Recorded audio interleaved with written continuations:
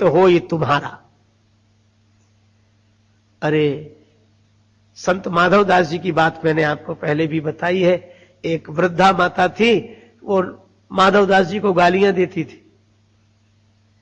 पर माधवदास जी उसके यहां रोज भिक्षा के लिए जाते। जगन्नाथपुरी की घटना है। किसी ने कहा बाबा वहां क्यों जाते, वो तो गाली देती है। महात्मा बोले इसलिए तो वहां रोज जाते हैं क्योंकि जो कोई नहीं देता सो वो देती है।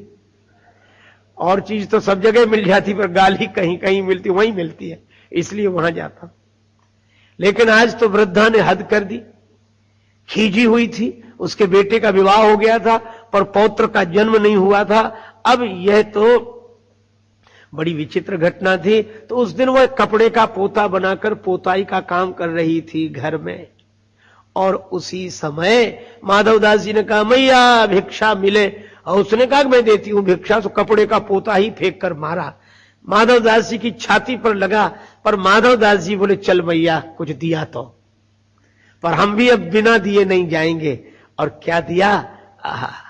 संत माधवदास भी उत्तर इसी का देगा, पोता अगर दिया है तो जा पोता तुझे मिलेगा। अगर तूने पोता दिया है तुझे पौत्र की प्राप्ति होगी। यही तो है। तुलसी संत सुअंबुतर फूल फरई पर हेत, इतते वे पाहन हने उतते वे फल देत।